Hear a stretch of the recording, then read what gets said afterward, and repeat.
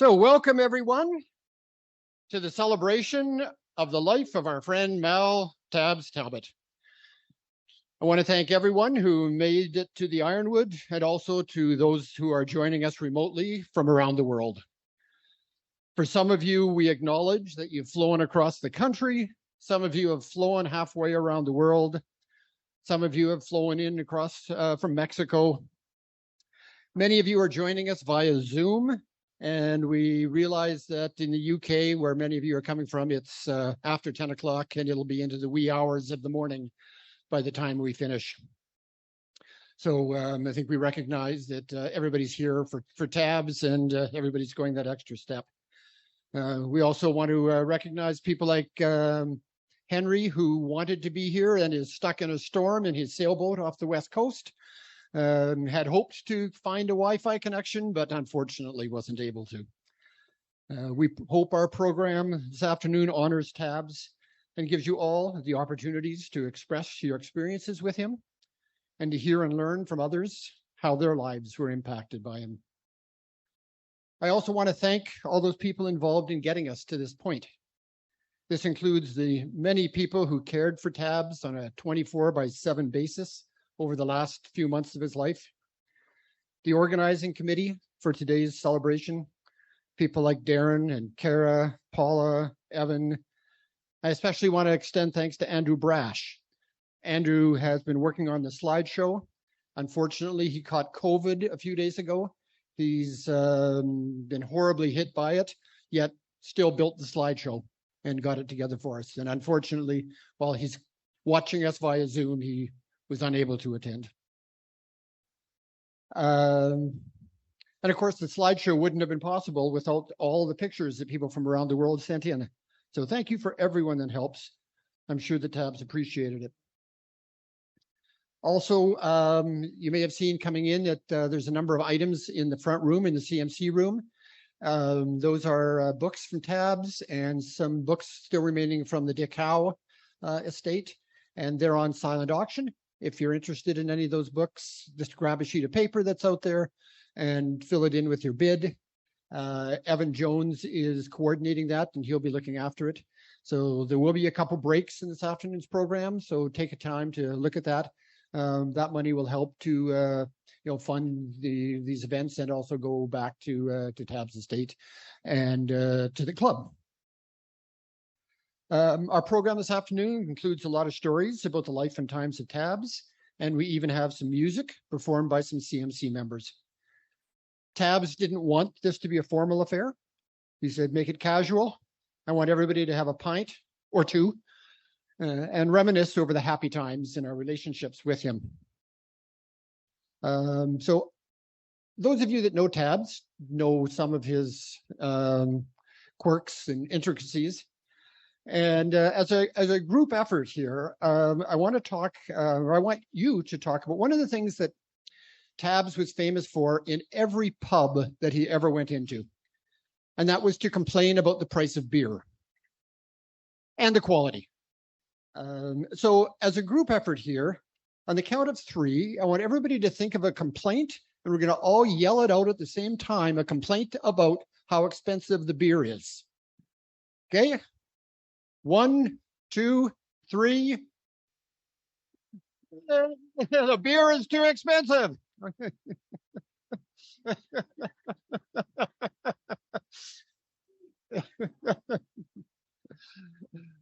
Okay, so we've got a number of speakers, and to provide some context, Tabs had asked me to give a bit of history on his life.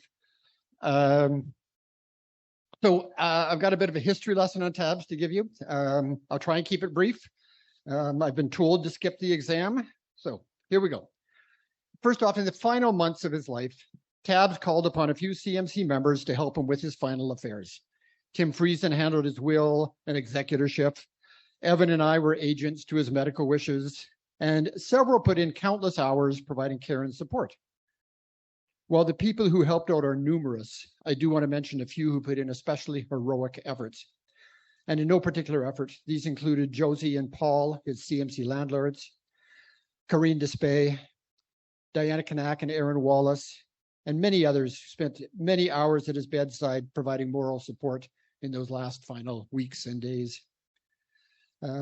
He also had numerous visits from myself that were his requests, because he asked me to write his obit. And he said, I want input. He says, I want to tell you what to write. And I said, no, Tabs, I'm not going to write it till you're dead. So you're just going to have to trust me. And but he said, okay, well, I still want to tell you all about my life. And so a couple times a week, we spent a couple hours going over his life. And I think especially for a lot of us in this room, we probably don't know a lot about Tabs before he came to Canada. And for those in the UK, you probably don't know an awful lot about his life after he came here. So Tabs was born on November 4th, 1939 in Nottingham. His parents were Minnie and Fred. Fred spelled P-H-R-E-D. So the Second World War started just before Tabs was born and ended just before his 6th birthday. Tabs has vague memories of the war. He didn't really understand what was going on, but recalls that on walks, someday houses would be missing that had been there the day before. Tab's dad was in the army, stationed out of London, about 200 kilometers away. After the war, his dad returned and got a job in the commercial laundry business. When his dad, Fred, returned, Tabs sort of resented him. At 5 years of age, Tab felt that he was the man of the house. It was his job to take care of things. And he was rather upset at this fellow coming back after 5 years and thinking that he could take over. He was fiercely protective of his mother and was very concerned about this. And shortly thereafter, Roger, his only sibling, was born. And in Tab's mind, he felt that his father formed a closer relationship with Roger because he was the newborn and he had, and his father had just come back. So this made it hard for Tabs to feel he had this strong relationship. And there being a 5-year age difference between Tabs and his brother, they weren't particularly close during those first years growing up. And then at a pretty early age, Tabs formed an interest in the mountains, and that took him even further away from home. So added to those challenges. But so as to not leave you hanging as to what happened there, I'm going to just sort of skip ahead a number of decades. In 1985, Tab's dad started to make visits to Calgary, visits that lasted many months at a time. And those visits were with Tabs. And during this period, Tabs and his dad built that relationship that they didn't have initially. Tabs, he loved his dad and felt very happy that he had this opportunity for the relationship to come to exist. Tab's relationship with brother Roger was also about to change. Given that Tabs was much older than Roger and coupled with the distance after Tabs had moved to Canada, this relationship was initially challenging. Phone calls, emails, and occasional visits sufficed for many years. And then about 8 years ago, the CMC installed Skype on Tab's computer. And weekly video calls began between the two of them. This became an extremely important part of Tab's life. If he was ever having computer problems, he would give me a phone call, urgently needing me to come out to his home and fix his computer in time for his regular call with Roger. That was not to be missed. This call became such an important activity for him as he rebuilt that relationship. I think we all know Tabs as someone who's rather stoic, but recently I got the opportunity to moderate a phone call between Roger in Edinburgh and Tabs here, and even got to overhear Tabs expressing his love to Roger and Roger's kids. Roger has flown in from Edinburgh to honor his brother, and he will be speaking to us this afternoon. So back to the early history, 1956, age of 17, a buddy took him gritstone climbing, and to that day, Tabs knew he wanted to spend his life climbing and climbing in the mountains. He worked as an apprentice carpenter, a joiner, as they say there, and climbed every weekend. By the age of 23, he was climbing the hard peaks in the Alps. He became an active member of the NCC, the Nottingham Climbers Club.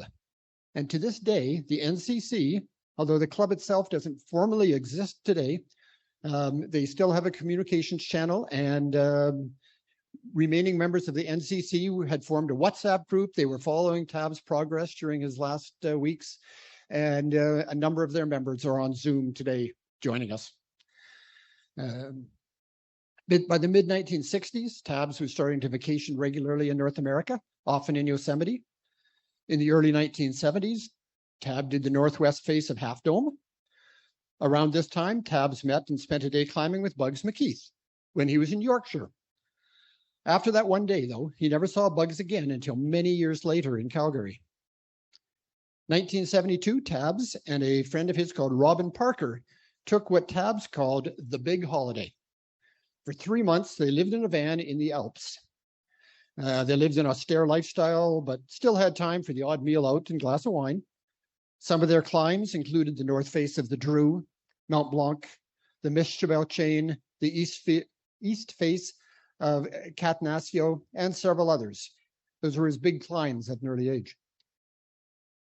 In 1975, some of Tab's Nottingham friends moved to Canada and settled around Golden, BC, and Tabs would occasionally visit them when visiting from the UK.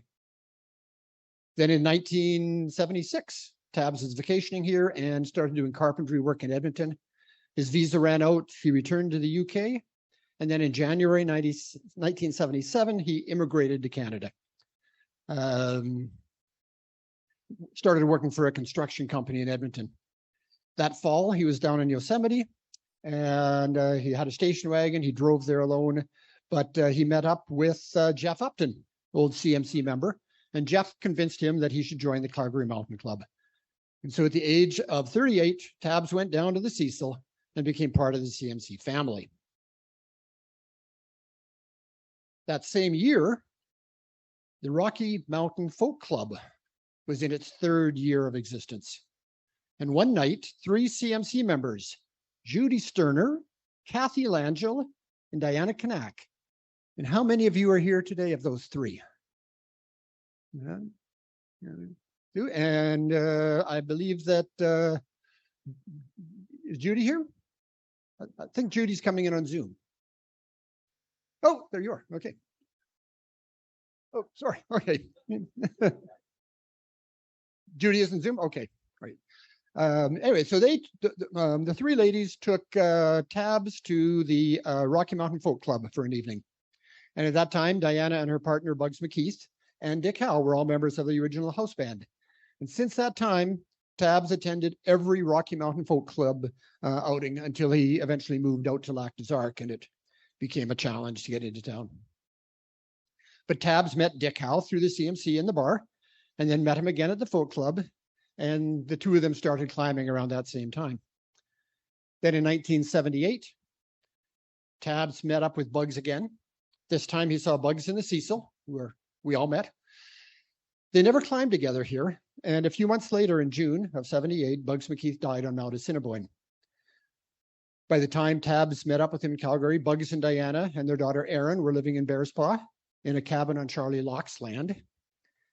After Bugs passed away, Tabs helped Diana move to her new place near Stampede Park. They became close friends over the years, and Tabs helped Diana and her daughter Erin wherever he could. This supportive relationship then extended on to Erin's husband, Dustin, and their child, Isaac. So Erin and Diana are also in our audience tonight. So around 1980, Tabs was busy working in Calgary, spending his weekends in Golden. These trips involved several mountain sports, but they also other activities. And Tabs, a lot of you may not know this, but Tabs became a bit of a man about town, spending quality time with various girlfriends in Golden. So those of you that didn't know that. And it took a bit of prying during one of our meetings to actually get that out of him. So sorry, Tabs. 1981, Tabs went to Peru, stopping in Yosemite on the way. In Peru, he climbed Piso and Huascaran. In September of 2008, Tabs moved out to Lac des Arcs to do some work on the residence of CMC members Josie and her boyfriend Paul.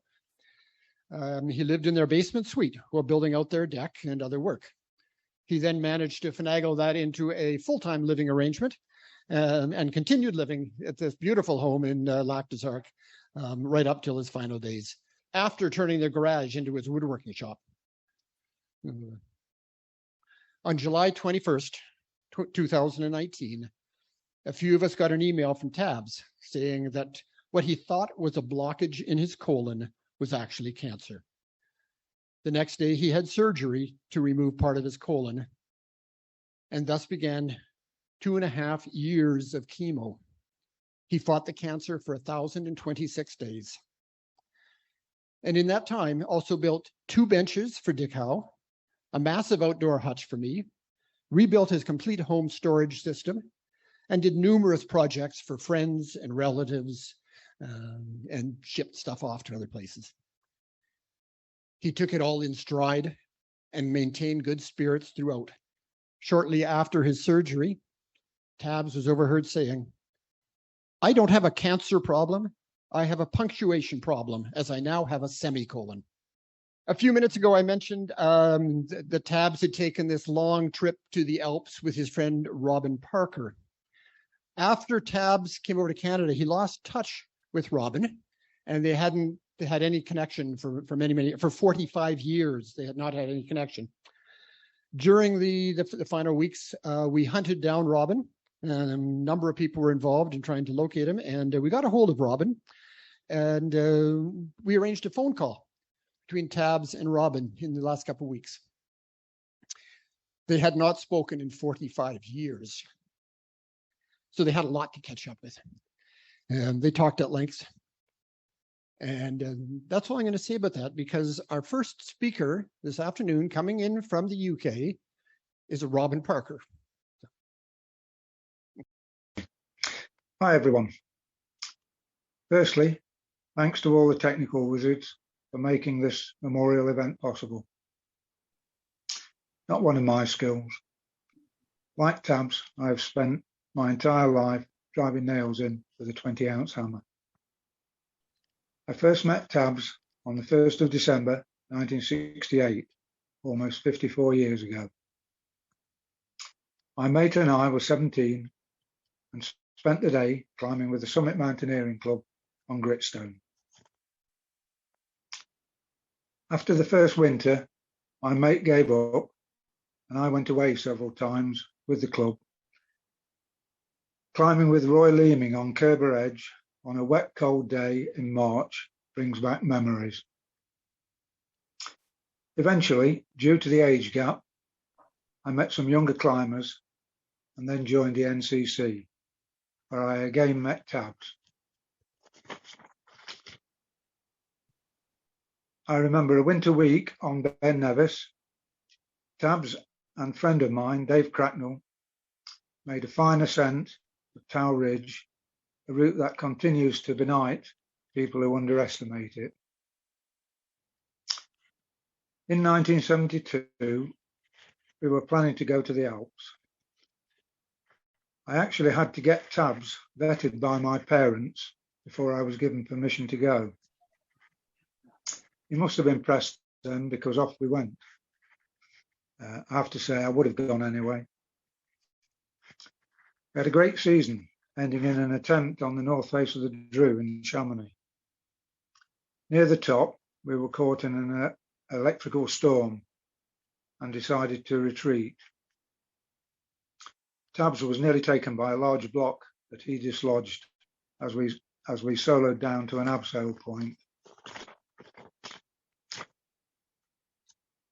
8 hours descending in miserable conditions, one shredded rope, and we eventually reached the Bergschrund just before midnight. No idea what the last 3 or 4 pegs went into. We just couldn't see. Does anyone remember those cheap orange plastic survival bags we all used to carry before Gore-Tex bivvy gear? Well, we were cold, wet and tired when we crawled into that, but we both got to sleep. Back in Chamonix, I was a spent force. Climbing was mentioned, and Tabs got both barrels. I remember banging the table and saying, "I'm not doing another route if it involves a long walk, a bivvy, or anything but perfect weather." Tabs went climbing in the rain with another friend, Graham Miller. We never fell out, and that was the end of a really great trip. Anyway, enough of my tall stories. Here is one involving someone else. Tabs, an NCC mate, had teamed up for a climbing holiday. Some wag in the club, amazed at the pairing, named them the irresistible force and the immovable object, who was usually found permanently welded to the ground sheet of the tent, strumming his guitar. They managed to drive all the way to the Alps, get to the foot of a route, for one of them to discover he'd only brought one crampon. I will let you decide who that was. It also managed to puncture the brew can.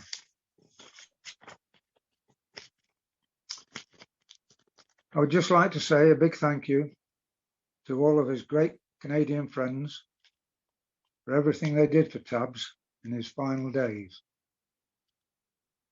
Condolences to Brother Roger and family. And finally, Tabs wanted me to have his copy of Extreme Alpine Rock.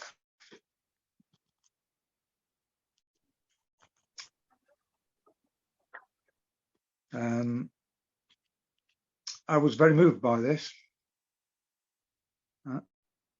and it will bring back special memories of our time together in the mountains. Mind how you go, mate. And that's all from me.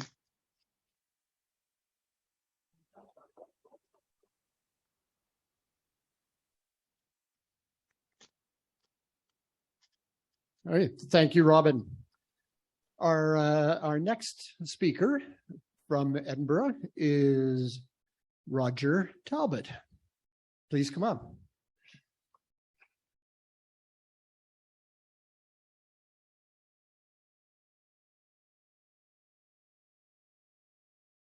Thank you, Ken. Good afternoon to everyone here.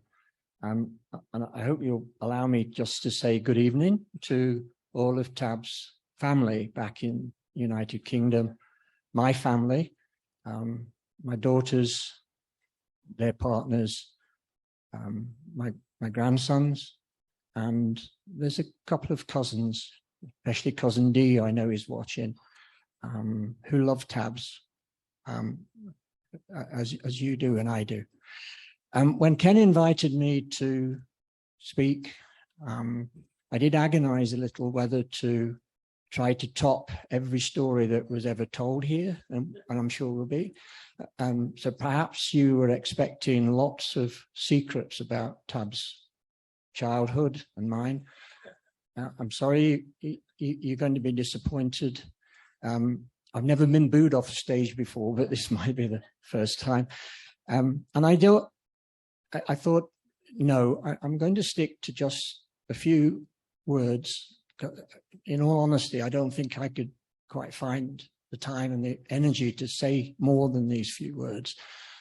This is an incredibly emotional moment for me to be here. I wanted to come, especially to be with you, people, and I'll try to say this in these words, who meant the world to Tabs, and I hope you, by the time I finish, you'll realize that. For 82 years of what I believe was a life well lived, Tabs was the proud and ever-loving son of my parents, whose actual names were Walter and Gladys. The story behind Min and Fred is for another time, perhaps when I've had a couple of drinks later on. But what I do want to say is that my parents were people who Tabs carried a deep and abiding love for and gratitude for, as do I, for making us, the pair of us, into who we are today.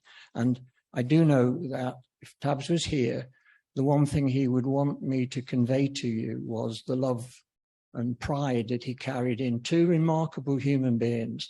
They were as ordinary as it was possible to be, but they were a huge influence on both our lives. And I know Tab would want me to honour them perhaps above anything else today. For 77 years, which, believe it or not, is my age, Tabs was my beloved and ever patient older brother. As Ken said, we probably had a difficult relationship, I think only brought about by age differences. I'm 5 years younger than him, and that actually made quite a difference when we were growing up.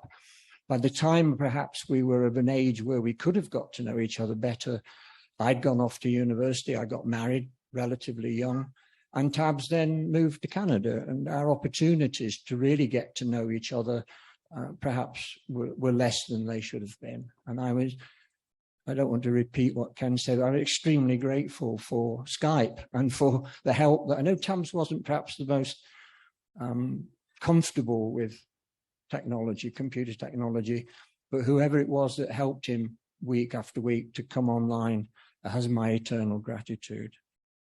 For 50 years, Tabs was the kind and wise Uncle Mulc to my family, to my daughters who knew Tabs before he moved away, and now to their partners and to my grandsons who've never met him. It's one of the great sadnesses I have that they were never able to meet their uncle. But what I can tell you is that Tabs was loved and cherished, principally for the inspirations that he provided to my daughters.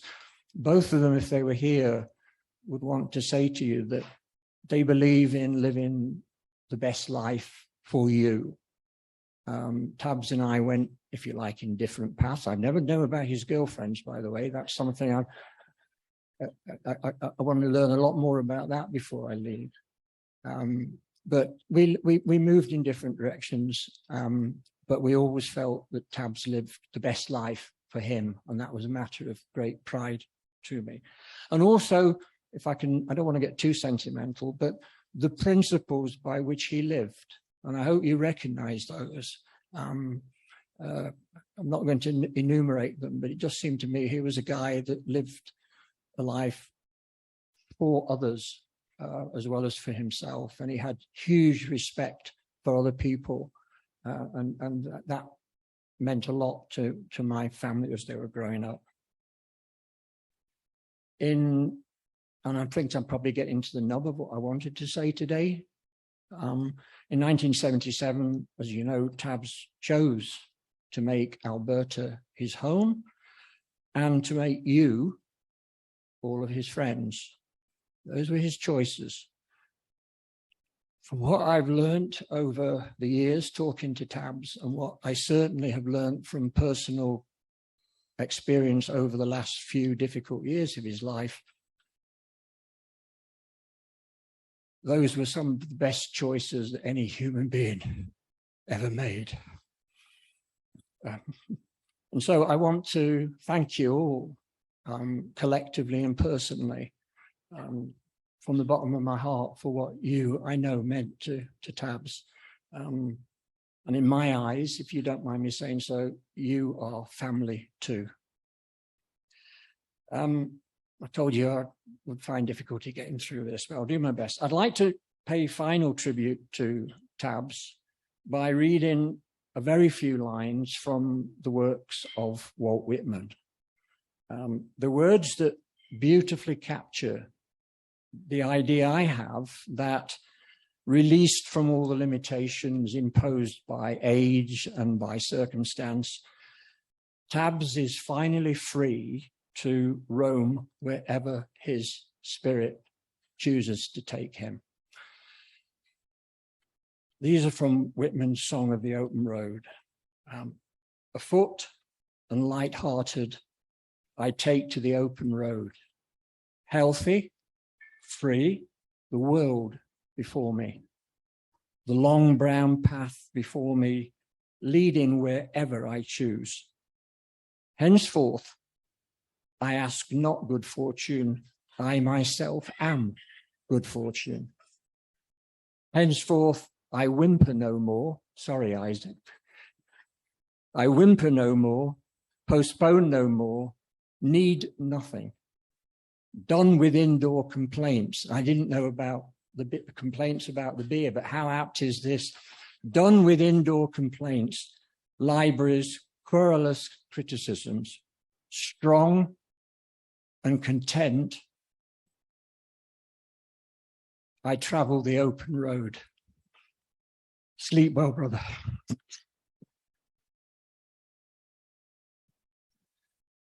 Thank you, Roger. That was very touching. It was and hard, I'm sure.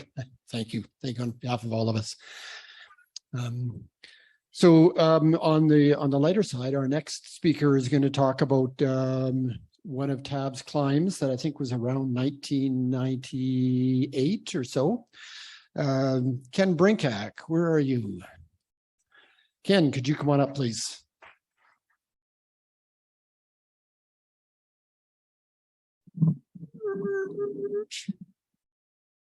I am standing. Well, I think this might be a bit more of a trip report than a tribute or insight to Tab's character, but I'll try to regale you with a few of the events that took place or a description of our trip in general. So in June 1998, I was invited to join Tabs and Ken Weens on a trip to climb Mount Rainier, 14,000 foot peak in the Pacific Northwest of the US. The route would be the Liberty Ridge, which is considered one of the 50 classic climbs in North America, according to Steve Roper and Alan Steck's book of the same name, 50 Classic Climbs.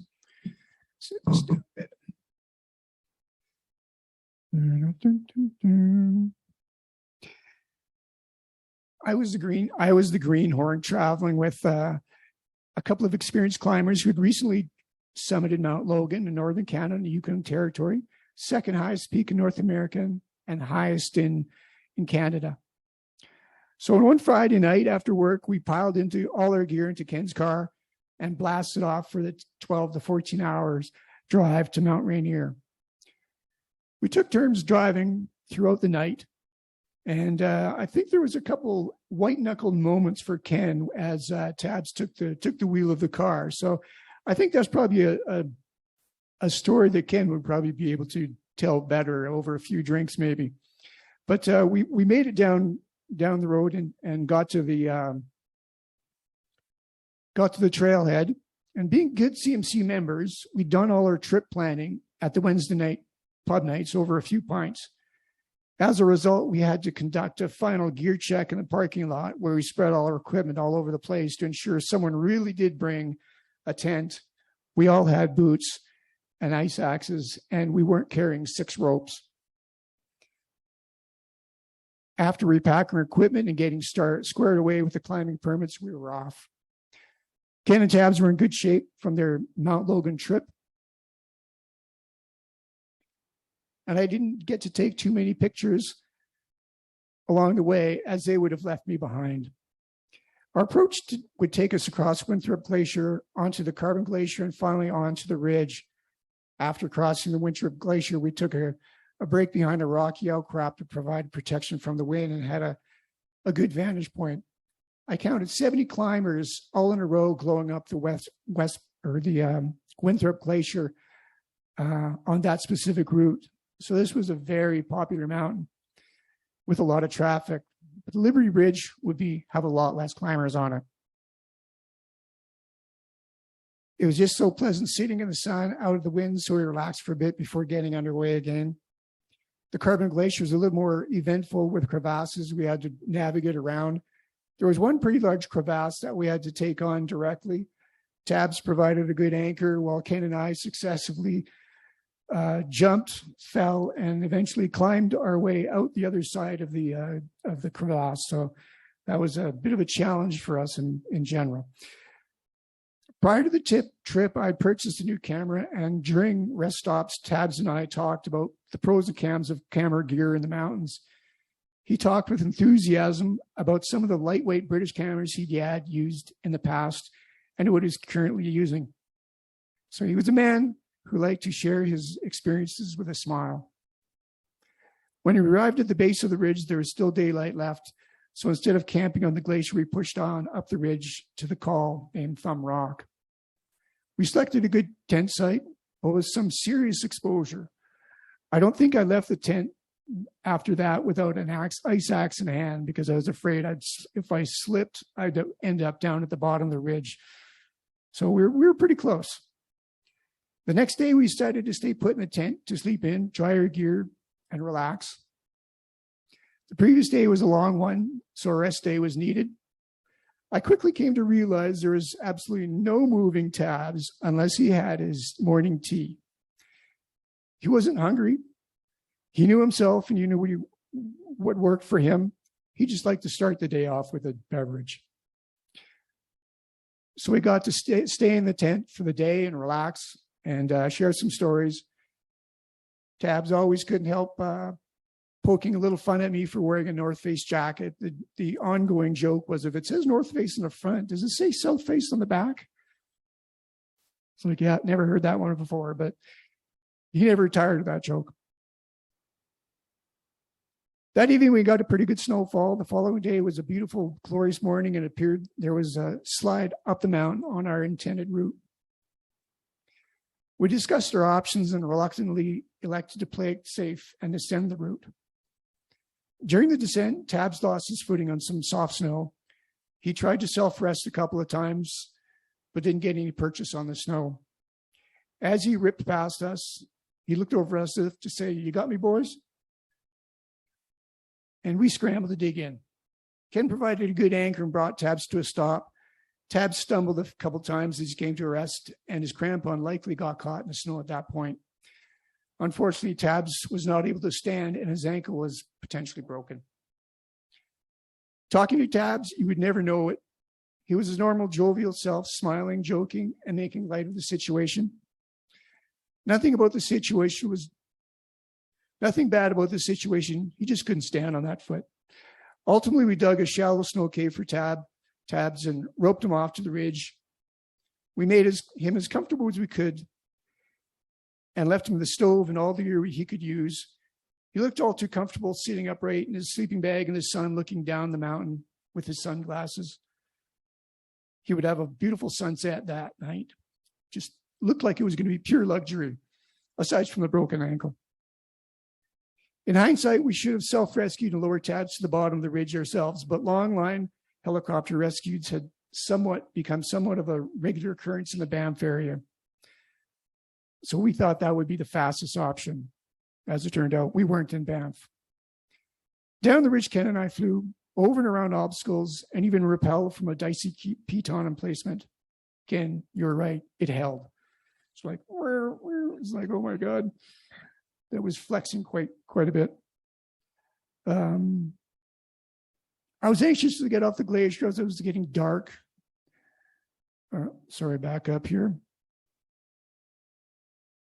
It was getting late when we reached the glacier and met up with some college students from California who were there to climb the ridge. I was anxious to get off the glacier as it was getting dark, but they pointed out all I had to do was take off my sunglasses and it would add a couple extra hours to the day. We got to the ranger station that evening and sounded the alarm and got to get things going. The next morning, the college students got an early start and climbed the ridge via the snow slope that was firm in the cold morning air. Tabs watched the climbers approach from his eagle's nest perch and, true to form, offered them tea when they arrived. The climbers stayed with Tabs until the rangers arrived and performed the longest lower they'd ever performed. We did not get to see Tabs again until we caught up with him in the hospital. When we visited, the place was really nice. The nurses were relaxed, not in any rush, and were very attentive. It seemed like a private hospital. It was so nice. During a visit, a nurse came in to take Tabs' drink order, which surprisingly wasn't tea. I thought to myself, oh my God, this has got to be expensive. In the end, Tabs was treated really well and his ankle was put in a cast. We got back to Calgary, underwent surgery, and had several pins put into his ankle. Later, when the bills came in for the ambulance ride from the mountain to the hospital, Tabs had some advice if it were ever to happen again. Throw in the back of the car and head for the border. Tabs was 59 at the time and in really good shape. The accident could have happened to any one of us on the trip. He never really complained about the injury and never really let on how serious the injury was. The pins in his ankle did not stop him from enjoying the mountains, but did cause him some discomfort. What I'll remember of Tabs is he was a solid climber and a good person to share a rope with.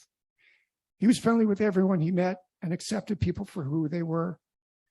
He had a big heart and liked to volunteer his time with people who needed it. I'll miss the way he would always end a story with his own patented smile and a little bit of a chuckle. He was definitely a good friend and someone the CMC is going to miss. Thank you.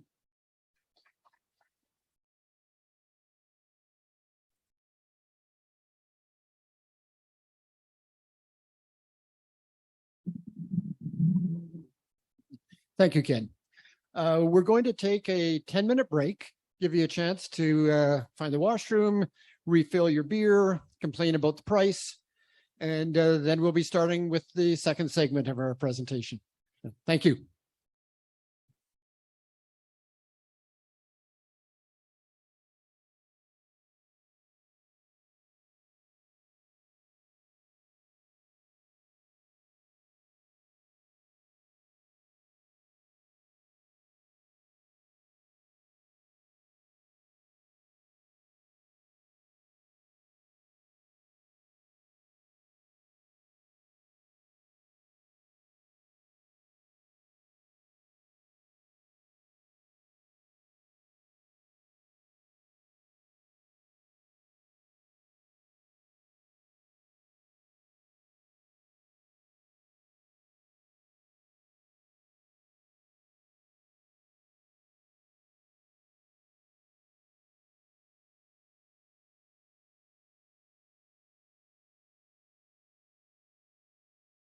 Okay, our next segment will have 5 speakers, and we're going to start off with Malada.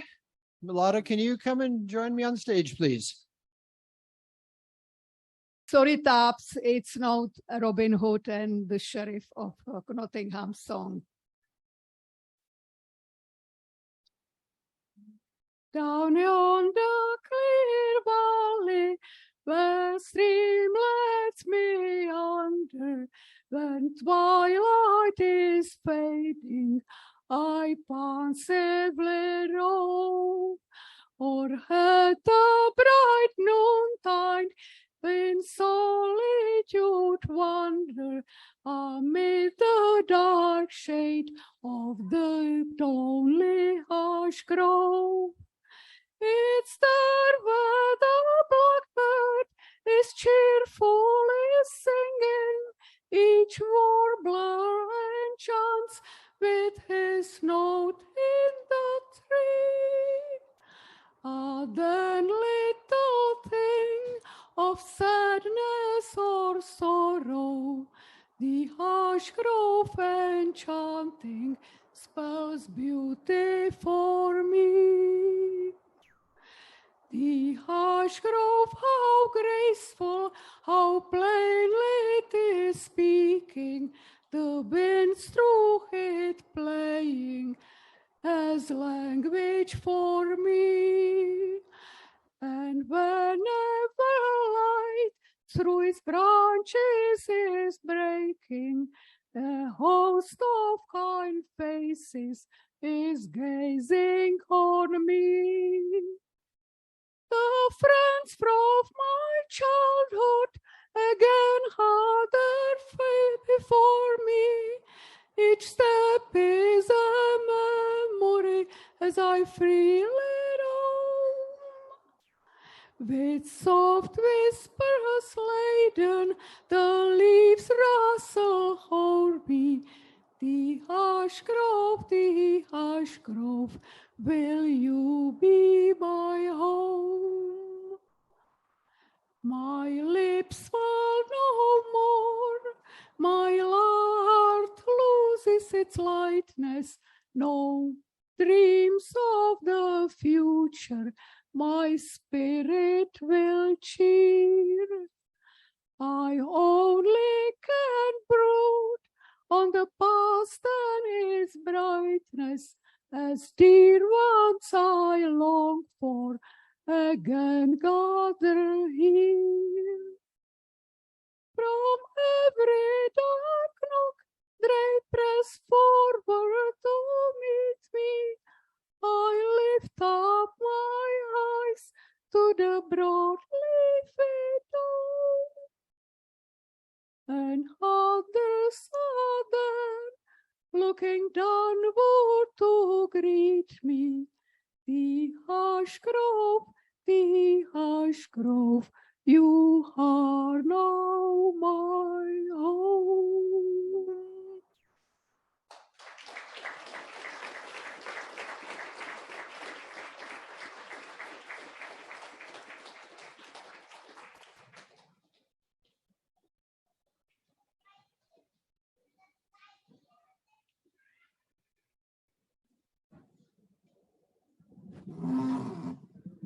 Wow, who knew? Milana, that was fantastic. Thank you so much. Thank you, Milana.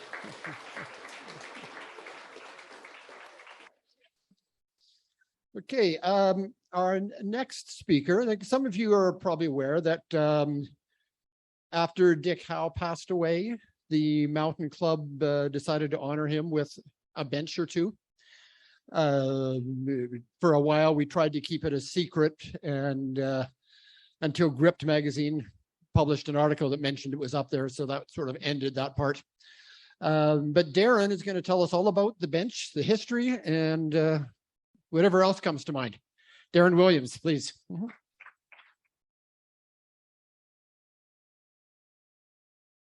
Oh, same as everyone else, I guess. Anyways, good evening, everyone. I was nominated as I was involved in both of the bench carries. As Ken mentioned, we honored Dick with 2 benches. I can never fully. There is no bench. Yes, so within the CMC, we've basically been calling the bench the rump, which stands for Richard's Ultimate Mountaineering Pew. So originally we had taken all the different pieces, which lived in John's garage for a while and then got all wrapped up, and we brought them out to the Ghost. We went up to the top of this house of sky. We basically drug it up the descent trail in summer, which is let's just say the second bench did not go up the same way. I hurt for 3 weeks. But yeah, so we've got the bench all up. We drove some pegs into the ground.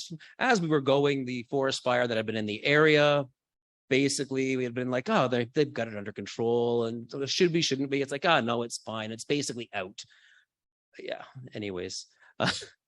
So we get up there, we get the pegs in the ground, we get the bench all leveled, we get everything done. We have a wee dram for Dick, and retreat back triumphantly to the camp at the top of the big hill where Tabs was actually waiting for the barbecue, and had a great night at that point. And then 2 weeks later, the fire had come back, and we had confirmation that the bench was nothing but unfortunately some charred pieces of wood left on the ground. At that point, we discussed whether we do another one or not, and Tabs was commissioned again to build a second one. Always better on the second try.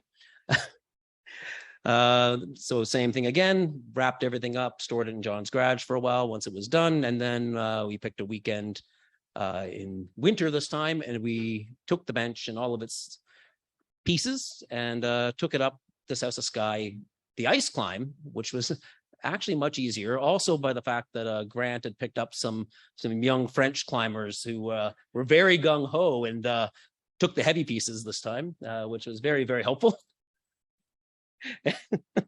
Well done. But yeah, so we basically put the second bench right on top of where the first bench was. It actually had been swept clear by the wind, so it was easy. We didn't have to dig through any snow or anything. But yeah, we pegged it back down, set it up, and I had another weed ram.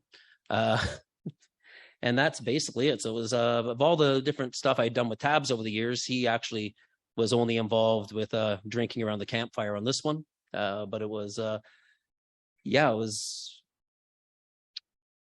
it was just the last time I seen Tabs actually was that weekend, the first time, having drinks around the campfire, telling stories about climbing and hearing some stories about some times he had spent with Dick, commemorating another dear friend. So that's just the story of the two benches and how we ended up in I guess the Grip magazine for putting a bench at the top of this House of Sky. So yes.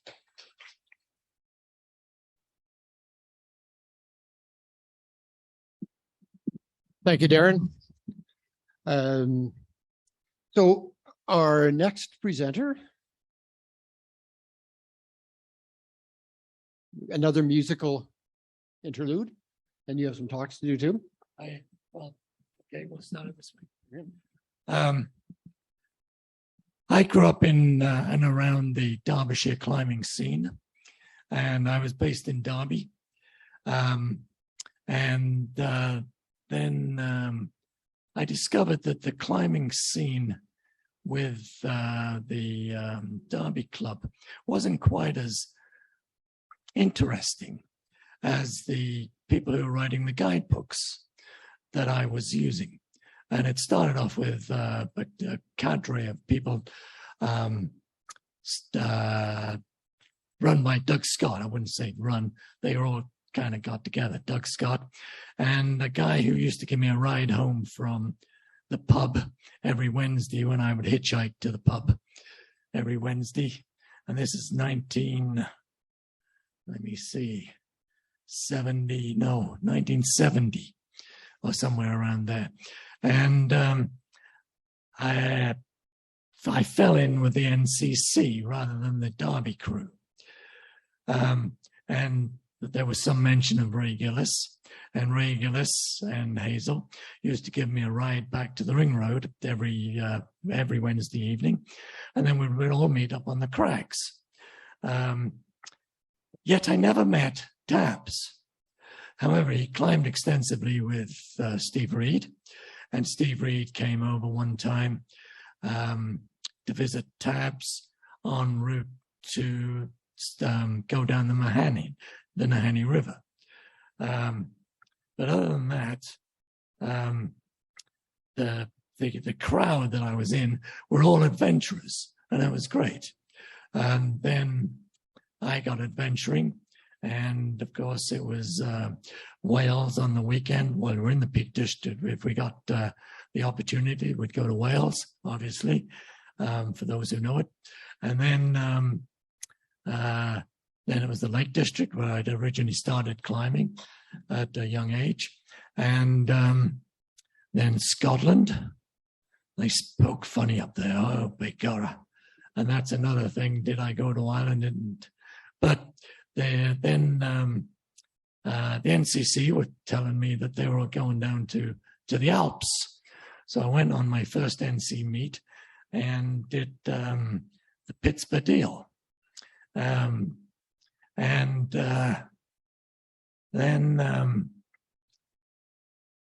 Steve Reed wanted to do a hike around the Lower Peak District, which included every route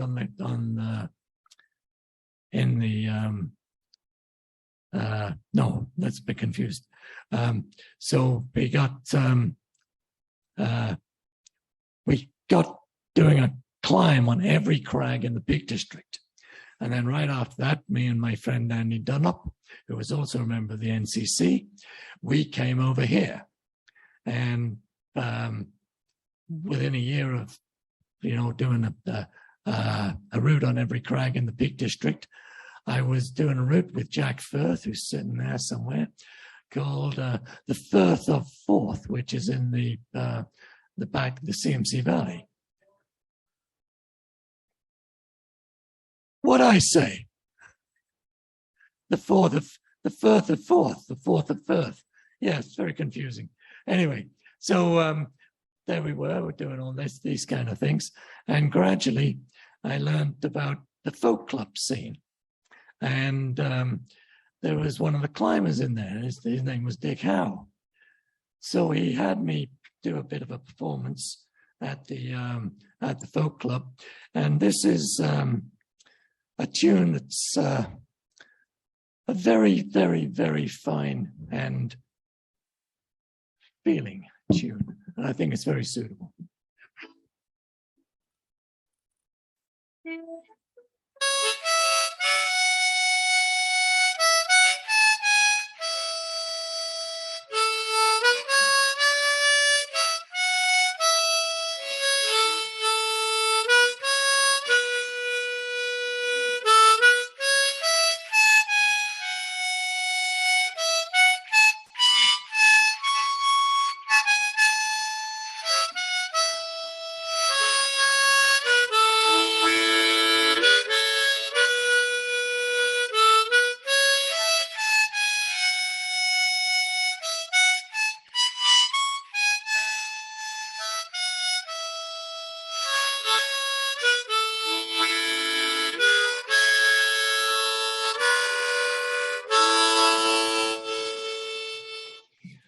To Tabs. Thank you all very much. Thank you, Trevor. That was very nice. Thank you. So our next speaker is Jeff Marshall. Jeff will be joining us via Zoom from Vancouver Island, I think. Switch him over. Hi, Ken. Am I on? Awesome. Hi, everybody. So my story with Tabs is a little bit, probably a little bit humiliating, a little insulting for Tabs, but it's a great story. So we go to do Polar Circus. I'm minding my own business in the Mountain Club at the bar on a Wednesday, and Dick and Tabs corner me and say, "Hey, Jeff, we want you to take us up Polar Circus." So I said, "Okay," and then we managed to get Chalk Quinn along for this as well. So up we go, 3 ropes, early April. The route's completely falling apart. We had no business being there. And it was the hardest I've ever climbed it. But anyway, on the way down, because the whole thing was mush, we were rappelling off the top of the upper tier, and I went down first and landed on this ledge that's about 40, 50 feet up. And I was up to my knees in slush, and there was absolutely no chance of getting an anchor whatsoever. So Tabs was next, and, he brought down the 3rd rope. So he rappels to me, and he gets down and he plants himself right beside me. I was still on the other 2 lines. So we're both on the rappel rope, and he's looking at me, and he's like, "Well, what now?" I started to look around. I started to laugh a little bit, and he gets this puzzled look on his face. So I said, "Tabs, just let's tie those ropes off just below your plate there." So he did, and he still didn't know what I was up to. And then I threaded the rope between the 2 ropes and his plate. I hooked into the to the 3rd rope, which made it to the ground. Oh God, as soon as I put weight on it, it just glued Tab's face straight to the ice, which was running water, and he was complaining hard. He was very unhappy.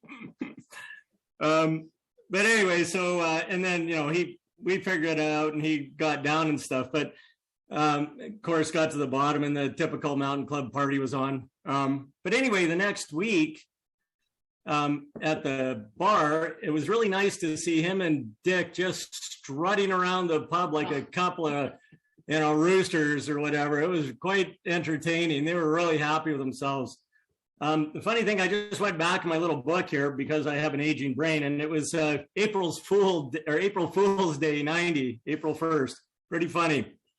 But anyway, I'd like to think that I gave Tabs one of his best pure ice climbs, and he certainly gave me quite a humorous lifelong memory that I'm quite happy for. So The other thing I was just going to mention is that when he was in his 70s, I think it was actually 70, him and I went for a spin up Mist Mountain, and we managed to get up and down. Now, Tabs is 70, and in Alan Kane's book, we did the fast time, which was really interesting. So he was quite happy with himself for that, and he should have been as well. So, but yeah, you know, it was just, that was nice to know him, nice to run with him, drink with him, laugh with him, all that bullshit that we do.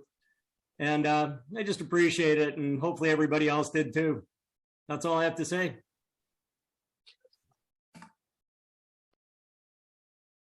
Thank you, Jeff. It was great stories. Appreciate that. Okay, am I back on? Okay, our last speaker before our next break comes from part of the beer history of the club. Well, many years ago, the club started drinking at King Henry's, and our bartender was a guy by the name of Pat McIntyre, and he quickly became a sort of a major piece of the club because he served our drinks. And before too long, he was coming on our trips and became a big part of the club. As a matter of fact, in the CMC trophy cabinet out front, there's an award for honorary lifetime achievement in sport drinking, honoring Pat McIntyre. So Pat's going to come up. He's going to do the toast to Tabs. So if you're coming in from Zoom, very, very quickly, get yourself a drink ready. Here in the Ironwood, the staff have poured a glass of scotch for everybody. And as I say, Pat's going to come up and give the toast to Tabs. Okay.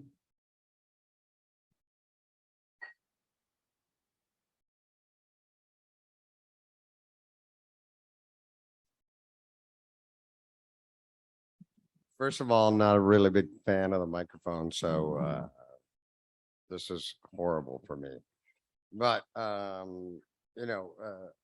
meeting Tabs for the first time, and first of all, I think we should give a shout out to Craig at the end of the bar, who brought them from the Royal Duke to the Ironwood, or to King Henry's at the time, and he was the original bartender. And then apparently, you guys piss him off enough that I got a hold of you. So anyways, having Tabs as the matriarch, basically, of the Calgary Mountain Club, it's always been such a pleasure, and you always feel so honored to be in his presence because of who he is and the respect that he demands. And it's not like he demands it. He's frugal as hell. He's the cheapest guy in the world. He's angry all the time. He takes long strides so he doesn't wear out his crampons. But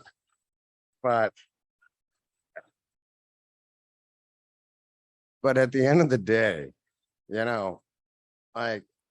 despite all his frugalness and everything that goes along with that, he was one of the most generous people that you could ever climb with. He always wanted you to do well. When you were climbing with him, you knew that you were never in peril because his generosity was right behind you. And he always made sure that he was right behind you. And we could say a lot of things about everybody, like when we all go. But when a man like Tabs goes, you know that everything that he does is to make you better. And he was one of the kindest people. And we're lucky to have him. And we're going to miss him. And, whoop-de-doo. It's kind of nice to talk shit about people every once in a while. But for the most part, if it generates this type of gathering, obviously, there's nothing but goodness underneath that. And, I'm just, I can't tell you how lucky I feel that to have the CMC in my life. to have the CMC in my front room, to have all you guys here tonight. And I just want to raise a glass for Tabs.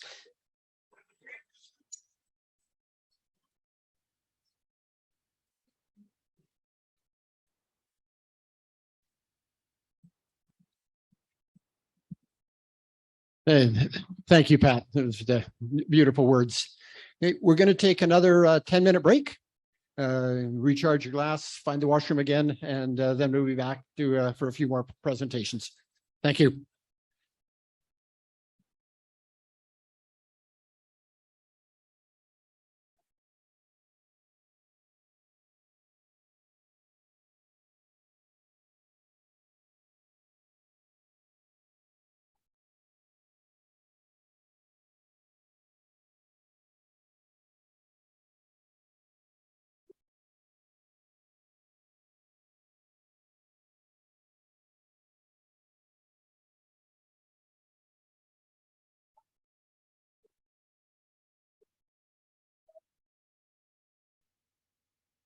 So our next speaker is Peter Roxborough. Peter, where are you?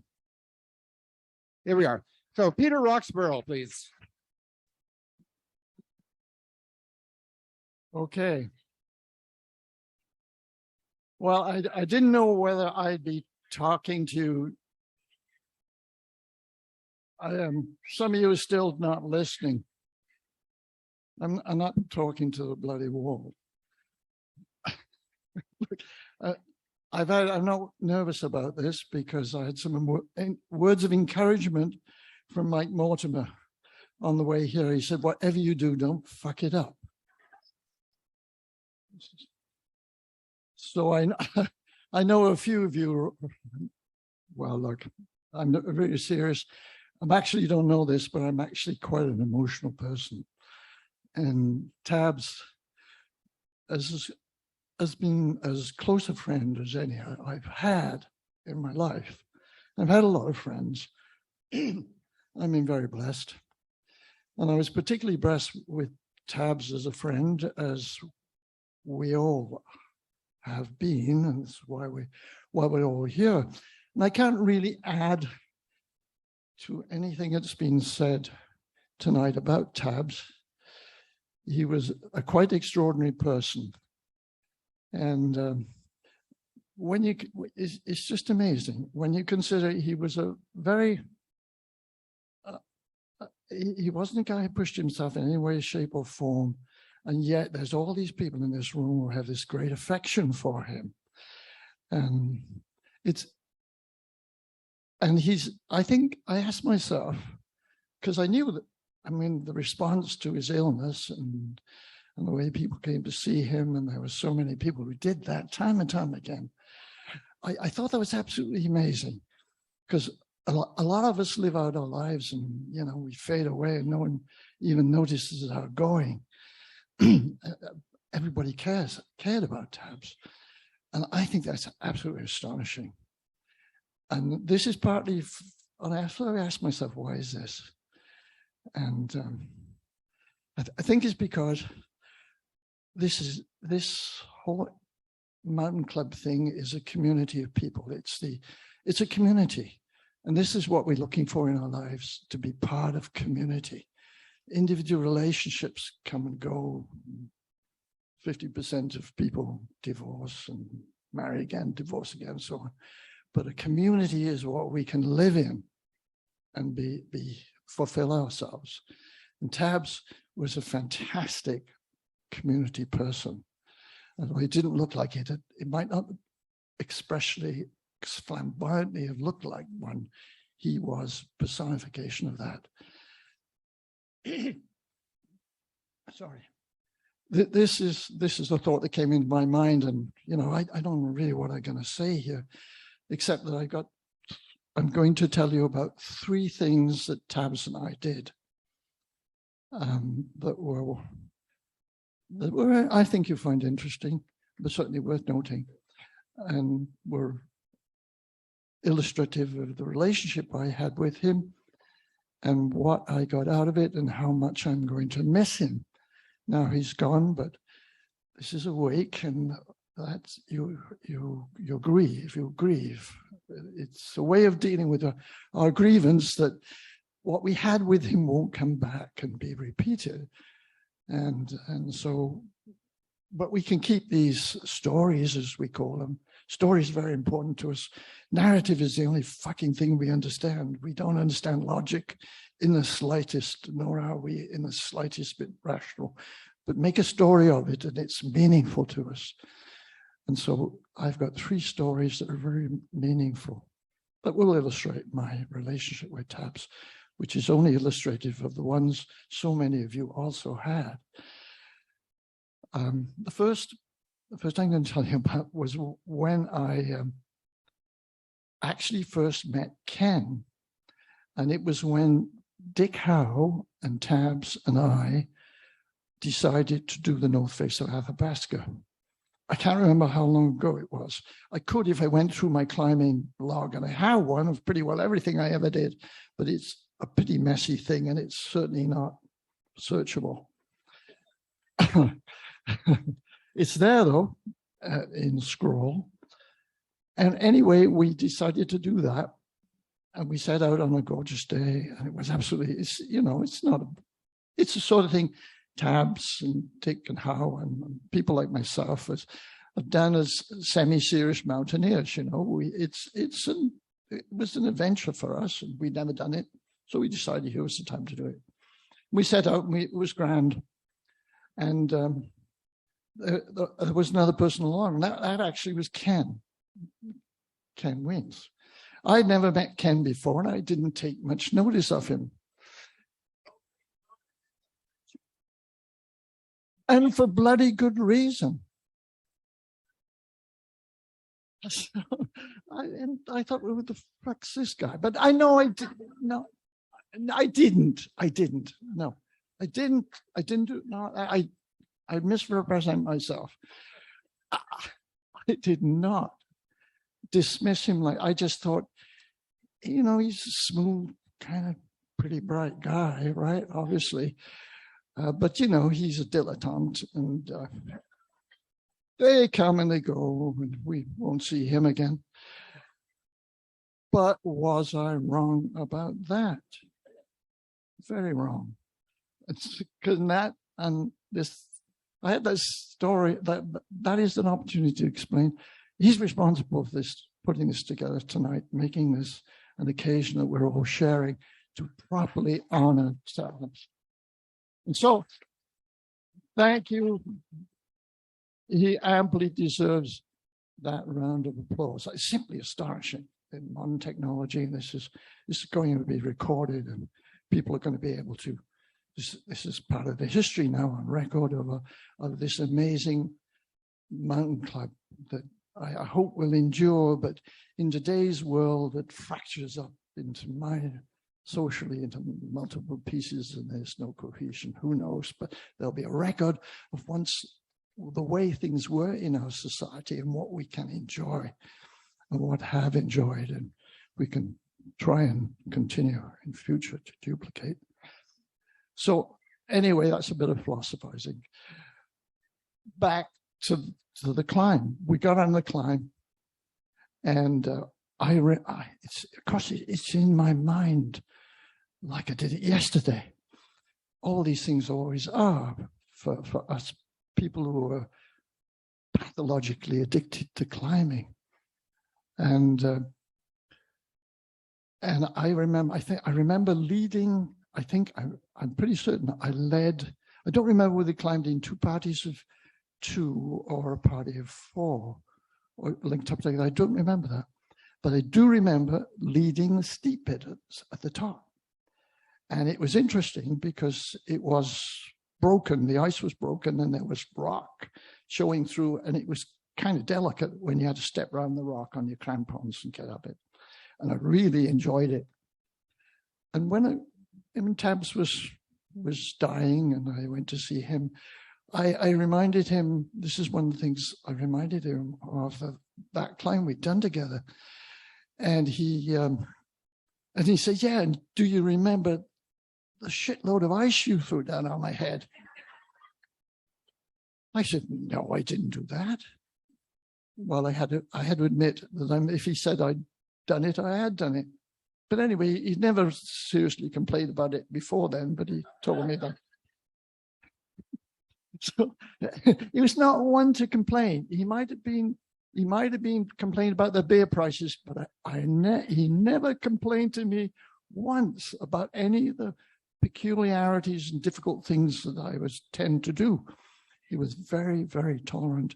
He was a wonderful companion. We climbed that, and that's the essential thing about that climb. So it was a wonderful day. We all enjoyed it. So another thing about Tabs, he had one of the things that made me close to him was his aesthetic appreciation of the natural world. It ran deep. And he and I once went to, because for years I do this in the spring if I can. I go to Lac-La-Biche and Cold Lake where the boreal forest is for the bird migration and when the flowers and vegetation first comes out. And on one occasion, he came up with me and we spent a week just looking at dragonflies and flowers and the migrating birds and that sort of thing. And so we spent a week together doing that. And that was another interest we shared. But that aesthetic attitude pervaded his attitude to climbing, and which is in contradistinction to climbing as athleticism, if I can say it, which is what pervades a lot of climbing activities versus general mountaineering to be in the alpine, to be just in the alpine, untrammeled alpine region. The third thing we did is perhaps the one that will most interest you, because it was Tabs and I last minor epic. And now every climber loves an epic. We're trying all the time to avoid them because they are lethal, right? But when we get in one, we love it, right? And when we get out of it and survive, we think it's a feather in our cap. But it's all self-induced. None of it was ever necessary. But this was the epic. It goes back only a handful of years, and someone in the audience who was there at the Bow Hut will be able to tell me which year it was, which I can't quite remember. It must be 4 years ago. When we went up to the Bow Hut, and I said to Tabs, because I think we went up together. Why don't we take a little extra food and stay a couple more days? I said, we'd have the hut to ourselves, and we're up there. We're not working, and let's take some extra food. So we thought that was a good idea, and we did that. And we got up there, and then something very unusual happened. It snowed like hell. It started to snow on the Sunday morning when everybody starts to has a little excursion and thinks of leaving. And by midday, if I recall correctly, it was snowing like buggery. Really big flakes. It was coming down. It wasn't going to stop. So everybody got the hell out of there. And the snow came down, and there was by now about a foot of snow. And overnight it continued. It snowed overnight. And so there was now about 2 feet of snow out there. And I'd gone rather light on the amount of food I've taken, on the rationale that the mountain club, they take too much food in, they don't want to carry it out, they leave it behind. Nobody had left any food behind. I mean, you stingy lot. So I don't, Tabs agree with me. And that was another occasion when he complained. I said, what are we going to do? He said, well, we better get out of here. I mean, with snow like this, we could be in here for a week. And with no food, we weren't keen on that. And my wife was expecting me back on, too many times I haven't been back on time. So we'll get out of here. So we got ourselves together. The snow was still coming down. You couldn't see a thing outside, but we pretty well knew where the head wall was, and we headed down there, and we got to the top of the head wall, and I looked around. I said, I think this is the best way, the best way down, the right way down. And Tab said, no, I didn't think so. He wasn't sure. And so we had a little discussion about it. and I said, I promoted my view, and then he promoted his. And then he seemed a little bit more sure of himself than I was. And so I showed a little uncertainty. And then he said, we'll go my way. And we went his way. He was dead on. I had it all wrong. And we headed down the slope, and going down the head wall in that much snow, probably nobody here has ever done that. It was really deep. And I was, what the hell is it going to be like? And it was extraordinarily easy. All you did was kind of go into a slight snowplow and you stopped. It was so deep. And so wherever we were going, we didn't know once we'd set the course. We just sort of gently snowplowed down the hill like it was Christmas. It was, and all of a sudden it flattened out, and we said, my God, we're at the bottom. How did we get here? We didn't know we're at the bottom. It was complete whiteout. So we continued. And that was good. It was actually quite enjoyable. It was just amazing. Like being in a big sort of fuzzy ball all the way down. So then we could a little bit better see where to go. There were no tracks. And we wended our way down, got into the canyon.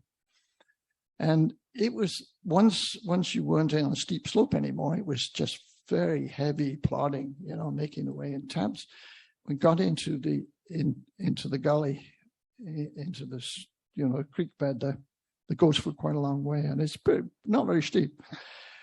And we're trotting along, and Tabs was in the lead. It was his turn to break trail, and there was some irregularity in the terrain which he must have missed, and he lost his balance, and he fell down into the creek, and he kind of rolled over a bit, and it turned out he actually twisted his knee. So he got up, and we got back, and he said, I can't break trail anymore. It was just bad news for me because I had to now break trail all the way. So we trogged along, got across the lake, but now there was no anxiety in it anymore. It was just work. And we got back to the parking lot eventually. It took a while. And the snow was still coming down like hell. And you couldn't see a thing. All you could see, that eventually you could see my car. We dug the kind of amount of snow. We dug the car out. And we got going. And I got in the car, and I couldn't see where to drive. I actually couldn't see where to drive. I couldn't see where the road out to the highway was. And fortunately, I put good tires on my Santa Fe, big heavy snow tires. And God, you might only need that once, but it's worth $1,000 it costs. Because the car would go just. But I said, Tabs, I can't see where to drive it. You're going to have to walk ahead of me. You weren't too happy about that. But there was no choice. I mean, you could see I was driving all over. So anyway, eventually, he was ahead of me, and once or twice I nearly ran over him, but he managed to jump out of the way. And we got to the highway, and then there were no real, of course, it was just total lot of snow. You could make some progress, and we eventually floated along in the snow till we got to the gate. And I was a bit worried about how I'd never done this before, how you get out with the barrier down. And all you did if you're your information is kind of lift it up and you drive underneath. It's that simple. And I was thinking I have to call the parks people and everything else. But anyway, we got out of there. And that was another story, another experience that he and I shared. that I reminded him of quite recently when he was dying. And he said to me, and he said, "Did you know you run over my foot?"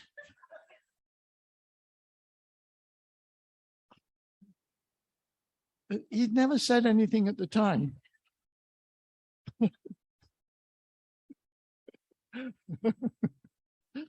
No, but I could have killed him, but he went on to live a lot more years, well, quite a few more years, and he lived them, as has been said already tonight, extremely well. I don't need to attempt to put language to the sort of person he was, because it would bring me to tears. Thank you. Thank you, Peter. Once again, just a reminder, if you want to have your name added to this afternoon's program, please come up and let Darren know. Or if you're on Zoom, use the function there called Raise Your Hand, and we'll add you to the list. Right now, I would like to invite Mike Mortimer to come up and speak to us, please.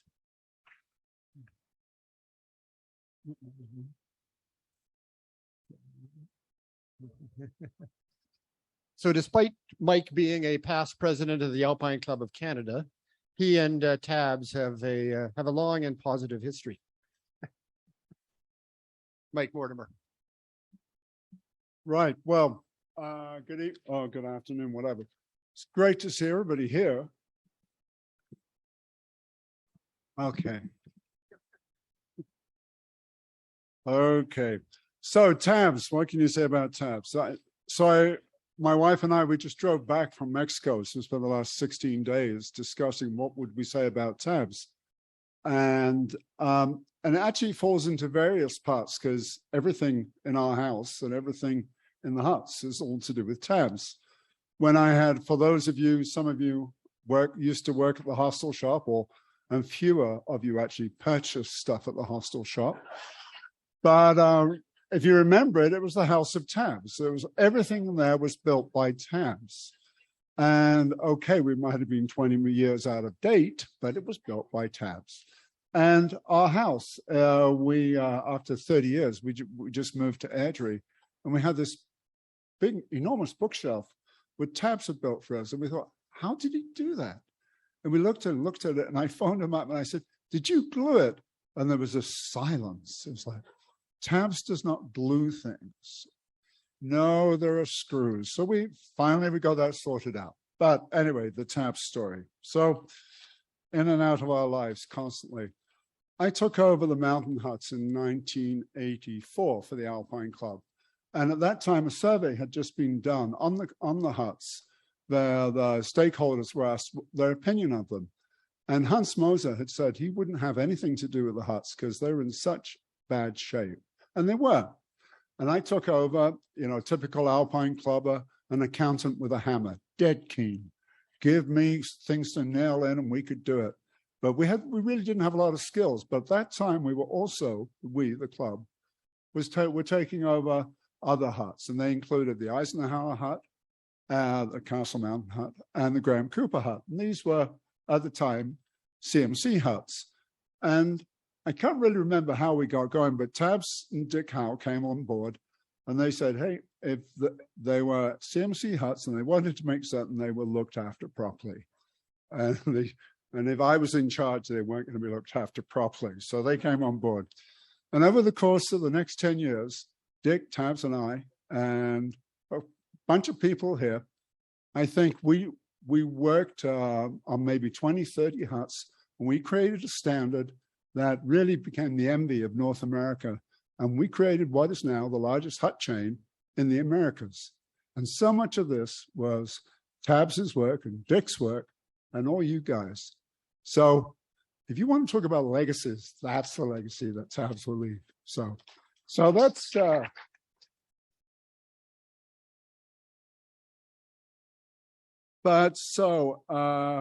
Tabs, working with Tabs. So I had, whenever we do something on a hut, I had to get the money, I had to get the workers, and I had to convince Tabs it was a good idea, so that the workers were the right people, even though Tabs didn't always agree.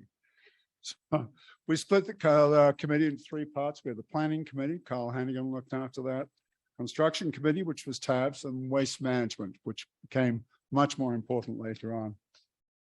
Tabs had very strong opinions about some of the workers. A plumber who had done a lot of work on the Wapta huts, he says, you know, he's a plumber. The only thing they know is that payday's on Fridays and that shit flows downhill. I said, yeah, but no, he's a plumber. That was it. That was the end of that conversation. Even Dick could be, he could get upset with Dick. We're on one of the Wapta huts.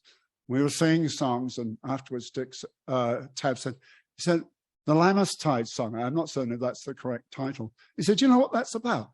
He said, that's about Scotsmen raiding cattle in England. It's disgusting. Tabs, it's a song. It's a song. And my greatest delight was ragging him, his Englishness.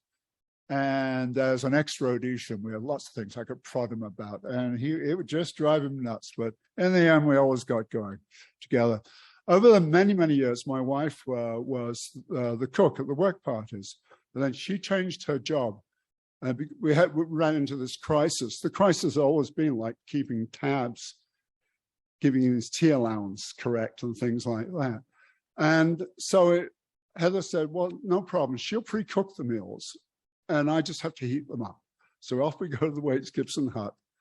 And over a week, I had these stunningly sticking, horrible comments from Tabs, like, it's normal for the cook to be up first for breakfast, not last. And if I actually gave a damn, the food would be better. Well, he was actually right. I fumed about this for a year. We went to Ferry Meadows the next year for a work party, and I had a friend, one of my staff, her husband was a sous chef at the Glenmore Club, and he came along.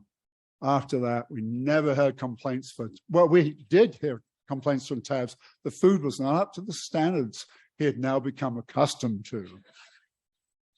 The other thing was later on, I was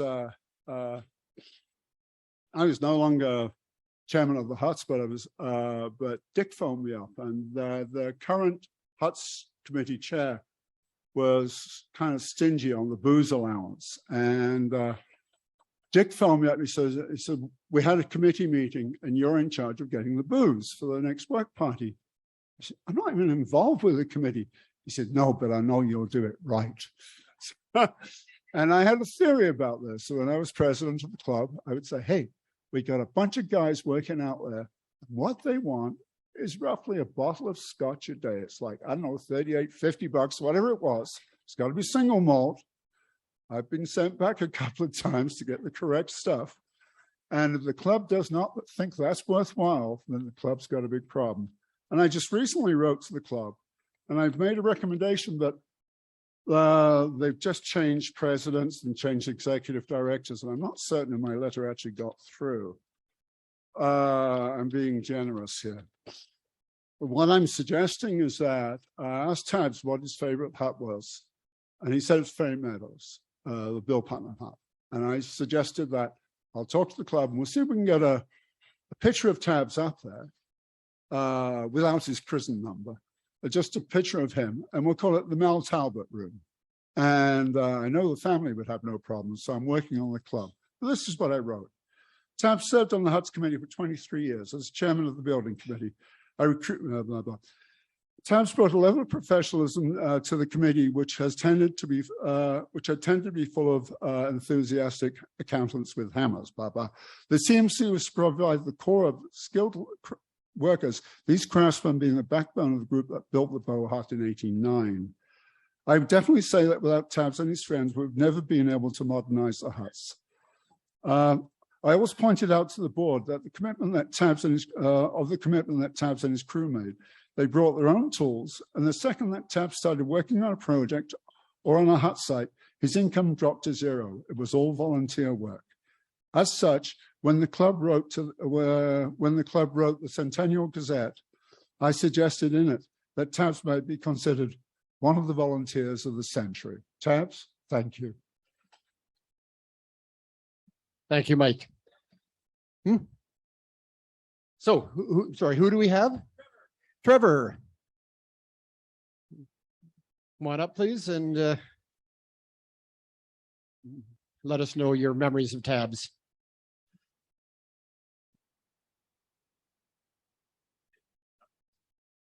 So like right there, hey Ken? All right. I didn't recognize Ken. Been a dozen years since I've seen most of you because I've been away. And Red Deer, it is. I got to drink some beer because I might get a little emotional here. But just listening to Mike talking about the huts, my wife will tell you it was the greatest experience of her life, being the cook on 3 of those trips there. And Tabs made arrangements for my daughter, who was 4 or 5 years old at the time. And she still remembers riding in the helicopter and being part of that work crew. And it really formed who she is. She hauls me up these ridges these days that I'm like, seriously, we're going up this thing? I'm too old and too tired, like the rest of you. We'd rather just sit over there and drink a beer, right? Probably not. No, because I know Tabs would be no beers after we're done, right? Because beer o'clock is after you've done the climb. And I know Tabs loved Aaron, absolutely. And when Aaron moved on, he brought my daughter into his life too. And the story my wife will tell you is that my daughter had an elephant, a stuffed elephant that she brought up to a hut. And Tabs brought 2 babies and said, "Oh, look, she had babies." Well, no, she wasn't pregnant. But here's to the man that, he touched everybody in this room, right? And yeah, I was going to actually, while I'm here, I'm going to tell a story about when we climbed Escargot and we got down to the parking lot. What happened there, Jeff? It was a Dick House story. It's not a Tab story. The parking lot at the base of Escargot is Highway 1, and Dick House stripped right down. And he had this little, what was it, a hat that he dried himself up. And I miss Dick and I miss Tabs. These were 2 of the biggest influences in my climbing career. And love you all. Thank you, Trevor. That was good. Okay, who do we have next? Judy Sterner? Okay, Judy Sterner is joining us from Zoom. Okay, hi, everyone. I enjoyed watching a lot of you during the break. I felt like I was underwater, but I managed to recognize a lot of my old friends. And I think thinking of hut stories, a trip with Tabs Tabs and Dick, Nick and I, with Mike and Shura, a crazy trip up onto the Peyto Glacier, following a bunch of off-route cairns to just get up onto the glacier, wishing we should have kicked the cairns down, but it was too late once we got up. But one of those amazing evenings when, having gone out to the outhouse, I came back to the hut and said, the Northern Lights are phenomenal. And so Tabs and Dick and Nick and I and all of us went out, and it was like being in a teepee looking up through the Northern Lights. And that's just one of a number of memories I have of Tabs, both trips in the mountains, mountain club parties. And I think most of all, Nick and I, Tabs, when Nick and I decided to totally renovate our kitchen in our house in Cochrane in 2004, Tabs did all the cabinetry. So we spent a lot of times with him. We sometimes argued over certain features of the kitchen, but now all these years later, every day, Nick and I sort of live with that wonderful memory of Tabs, our mountain adventures and our kitchen all the time. So anyway, hi to all of you. And it's wonderful to be here to celebrate what a wonderful life and a friend that Tabs was, a wonderful life Tabs had, and what a wonderful friend he was.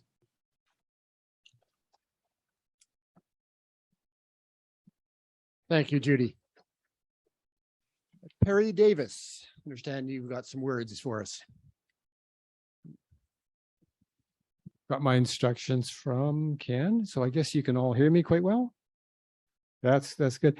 I think I must have met Tabs shortly after he came to Calgary. And as you probably know with Tabs, you get to know him, he becomes more accustomed to you and you get more accustomed to him, and he finds out he likes you and you like him, and it kind of grows, and that's what happened. But we had a few things in common: the CMC and woodworking. Now, Tabs was at a different level than I was in woodworking, and little story there. Not that maybe less than a year ago, he helped me finishing up a room in the basement, and I was watching him putting in trim. I think it was a window trim, and I'm thinking, geez, Tab, you're so slow.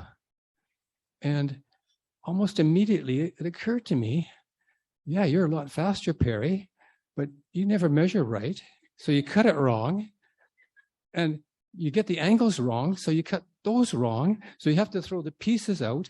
And by the time you finally get a good enough job done, you've taken 3 times longer than Tabs has, and you've wasted a lot of material. That was Tabs. With Tabs, good enough was not the standard. That was not allowable. It had to be well done. And when I look at the joints in those windows, you can hardly see the joints in those windows, the trimming he's done. Whereas in my stuff, it's kind of like there's always something going apart and it needs a little bit of wood glue or paste or something there. Tabs and he got me involved in quite a number of things that I might not have gotten involved with. Trips to the Elizabeth Parker hut in winter. We went on nature walks at times, bird watching, later years of life when he was living in Lactase Arc. And my wife just reminded me that there's a little nature walk on the side of Bow Valley Provincial Park there by the Trans-Canada Highway, sort of around, I think it's called Beaver Ponds or Wetlands or something like this. It's like, oh, it's okay. We went around there with Tabs. And we still remember that hike to this day, going with him, having him point things out to us. The observations that he made just made that little simple walk quite outstanding. I did a few climbs with Tabs. The last one, was on, we're trying to get to Glacier Peak above Lake Oisa in Lake O'Hara. And there was 3 of us, so it was a slow go. We reached what we thought was the top, but we realized there was a big dip over towards the true peak, but it was too late, so we had to go back down. But still, it was a memorable experience. And the third person on the rope was quite not that well experienced, but with Tabs, you were confident every step of the way. He had you secured. You knew you're in good hands when you did that. I was really fortunate because if you remember, about every 5 years, Tabs was arranging trips to Nepal. There's several of them, and I was invited on what turned out, unfortunately, to be the last one. It was a trip to Paldor in the Langtang district. It was a trekking peak, but it was only slightly lower than Mount Logan in Canada. I think it was 19,000 something. And very interesting hike, very interesting trek, very interesting climb as well. And as for the food, well, it was what they could provide. Tabs could complain as much as he liked about it, but they didn't understand English, so they just smiled and thought, well, this is nice. He's talking to us. You know, so that is one of the highlights of my life, that trip. It was a 6-week trip. Dick Howe came along with us as well on that. And unfortunately, he had a bad leg, and it was at altitude, it was acting up, so he couldn't go on the climb with us.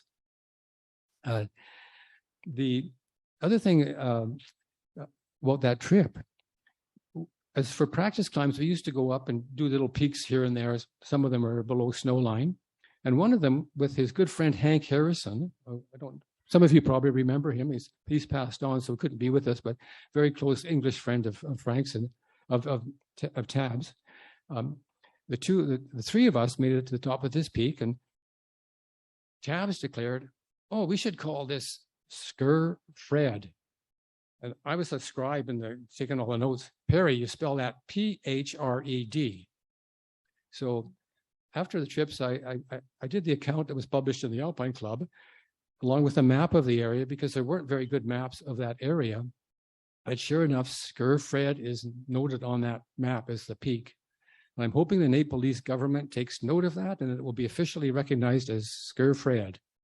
So one other thing about Tabs, and some of you probably know this little trait, wherever Tabs happened to be, whether it was at his seat in the bar here or another bar, or whether it was long-term in his apartment in the Cambrian Heights or in Lac des Arcs, well, that's what I call the corner of England phenomena, because that was the corner of England while Tabs was in residence or in possession of that spot, you know. So Tabs had mentioned to me that the diagnosis on his cancer was terminal, so I knew he was dying. But it was shortly after I'd heard that he'd passed away, that it really struck me what a friend I had lost. And this is funny, but I thought, God damn it, Tabs, I have some woodworking projects. I don't have you to turn around to help me or give me advice. You know, I'm going to be lost, you know? So next thought was, I remembered all these climbs I'd done with Tabs, the trips, the conversations, etc. I thought, you know, I have lost a really valuable friend. Sorry, it really does affect me. You don't have many friends like that in your life.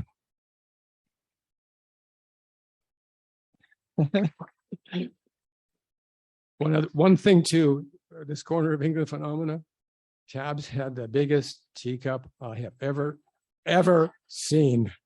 I will never forget it. So Tabs, I will remember you as a good friend. Your memory is going to last. Thank you. Thank you, Perry.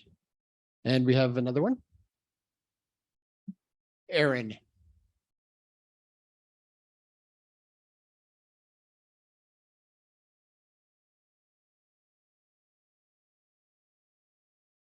For this, I know this is hard for Erin, and she was on the program and then wasn't sure, so pleased. Hey, for starters, I'm terrified of public speaking, so and Ken asked me to speak, and I told him this afternoon when I got here that I wasn't going to. I know. I told him I wasn't going to because I wasn't comfortable, and then we got here at 1:30, and I went out at about 2, and I walked around, and I just thought of some things to say. So what I'm reading here is very impromptu.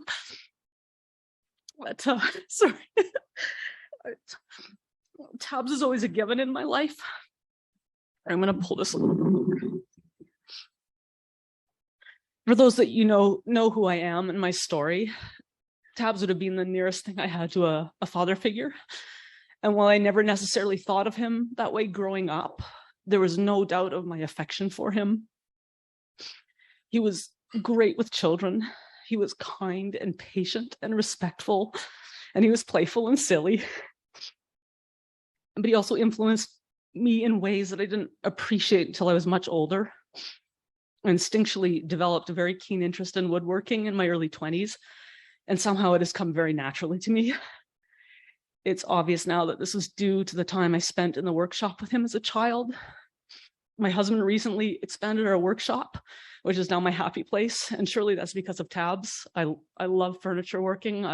He's given me his tools, and I can't wait to like try and honor him. I've done some stuff in the house, and I hope he would be proud of it, but I think it's pretty good. So he taught me how to hold a paintbrush, and he taught me how to properly stain wood and apply finish.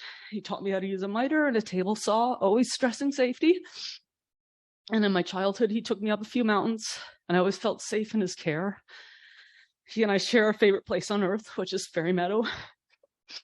Outside of that, Tabs is just a stable presence in my life, someone I felt safe with and enjoyed talking to and enjoyed learning from.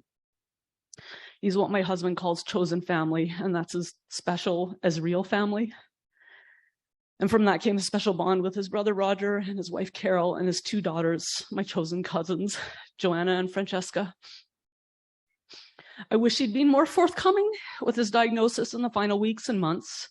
We've all learned how proud and stoic and private he was.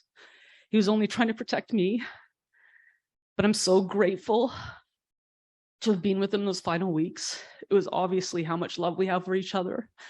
And he held my head in tears and thanked me for being like a daughter to him. You should know he was very determined to the very end, and I was in awe of his strength to not let his diagnosis beat him. He never let it define him or slow him down. I always thought of Tabs as immortal and never really considering life without him, but I'm grateful for the friendship and the experiences we shared and the experiences he gave me. I'm more of a sailor than a mountaineer, but for so many reasons, and Tabs is one of them. The mountains will always have my heart. Thank you, everyone who supported Tabs in the final weeks and months of his life. There's too many to name. If I name them, I mean, Jose and Paul and Ken and Tim and Kareen. And I know I'm forgetting people. I'm sorry. John McIsaac. Oh my gosh, I can't even. I know there's many of you out there. I'm sorry if I've forgotten a lot of you. And just as an aside, it's so wonderful to see familiar faces from my childhood. I look around the room and I'm like, oh, I know these people. And it's really special to me because it's just, this was my childhood. This is my community. And I think that's what I'm trying to say, is that the family and community, I can only hope that this is my family, community when I'm 80 years old. And I have nothing but gratitude for the experiences and everyone here. And thank you for being here. And thank you for everything you've done. And the Tabs.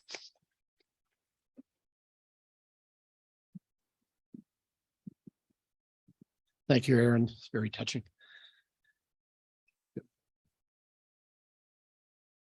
Okay. Mike Sawyer. Where are you, Mike? So you need to be really.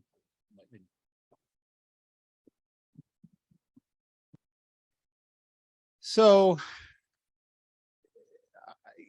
as many of you know, I had my wreck, and 41 years ago, and I didn't really climb much after that. And so I never had a chance to climb with Tabs, but he was in and out of my life and in and out of my family's life a lot. It was interesting with Tabs because I didn't climb with them. I didn't really have that special bond from a climbing point of view, but every time we ever met, we always had that connection. He was always very pleasant in his own sort of, craggy way. But the story I want to tell you about is I want to get a little sort of group thing going here. And I just want to say, I want everyone to raise their arm who has ever been in a mountain club party in a hot tub naked. Come on, put up your arm. Come on. Okay. And Brandy back at the bar raised this with me. She said, I just remembered that I spent time in a hot tub naked with Tabs. And I said, Brandy, you have to come up and say that. And she says, oh, no, I can't. But I'm just saying that. You're welcome, Brandy. I wanted to just, part of Tab's character was that as part of this community, when we had parties, he would come in and he really put his whole self into it. And I remember having a party when I lived in Ramsey when I had a hot tub, and Tabs was in that hot tub naked. And I know it's hard to imagine this picture of Tabs naked in a hot tub, but a lot of you were there. So I just want to, in a true sort of Irish sense, I don't have a glass, but I think we should raise a glass to Tabs, because he was an incredible person, and we're going to miss him. Okay, so I think that's it, unless anybody else wants to add. So we've got a couple presentations here to finish off. One is I'm just going to talk for a moment because you didn't get enough of me at the beginning. During the final months with Tabs, he had a picture on his wall.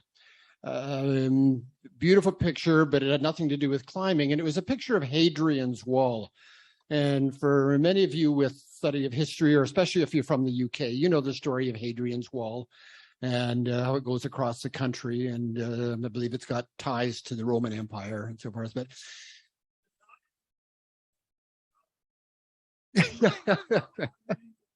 okay, but beautiful picture he had in his wall. And I said, so, what's the story behind the picture? And I'm sure a lot of you know this, but he said, well, Dick Howe, his closest climbing buddy, who had climbed with us so many years and had passed away a couple of years ago, he said, before Dick died, he and I agreed that when I die, the two of us will meet at Hadrian's Wall for a glass of scotch. And brought tears to my eyes as he told the story. Just the thought of the two of them later on meeting and having this drink together and renewing that friendship. And so over the time we talked about it, and I said, Tabs, is there any way that you could arrange with Dick that maybe you could make that meetup happen on the second weekend of September? Because that's typically when the mountain club has their barbecue in the Ghost. And wouldn't that be cool if the two of you had your drink?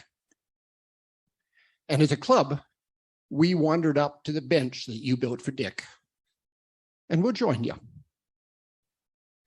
So I want to invite anyone that's here to come out for the Mountain Club's annual barbecue. It's roughly the second weekend of September, but Darren, who's one of our social coordinators, will be finalizing that. But we invite you to join us. We're going to come up and go up to the bench, and we'll have a drink with Dick and Tabs. Not in September, no.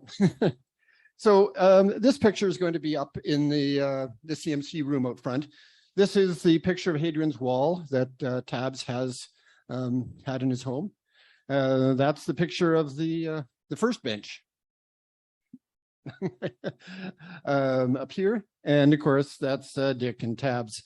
So this picture, along with the story, will be up in our room at the back. So once again, I invite any of you. You'll see the CMC emails coming out, and people will be invited to join us. It's a good walk up there. So to wrap things up this afternoon, we have another musical piece from Trevor. Are you ready, Trevor? And gang, yes, I believe we would like some audience participation. Yeah, you can do it from there. Okay, I'll do it from here. Wait. Okie dokie. So this is the song that Dick used to finish up the folk club with, and Tabs is, I don't know how many times Tabs was there. 30 years worth of Tabs being in the same audience, and this is what they performed. Oh, wait a minute. Never mind. Can't see what I'm doing. As I was going over. That's not the one I want. Sorry, brain injury. The one I want is, oh, the summer time is coming, and the leaves are gently blooming, and yon wild mountain time goes around the blooming heather.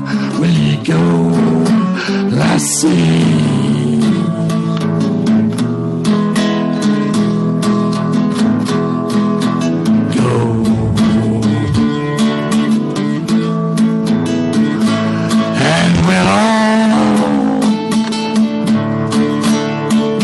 together. Did the wild mountain time all around.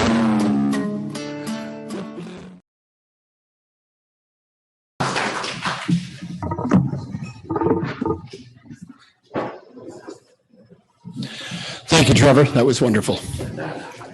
So that ends our program for today. Everybody is invited to stay around, have some drinks, continue chatting, renew some acquaintances, and enjoy yourself. Thank you, everyone, for showing up. If you're interested in the silent auction, I think, Evan, it'll be open for another 15 minutes or so. If you want to put some bids on some items, have a piece of history. We appreciate that. Once again, thank you everyone that helped, everyone that came today, everybody on Zoom. Have a great afternoon. Thank you so much.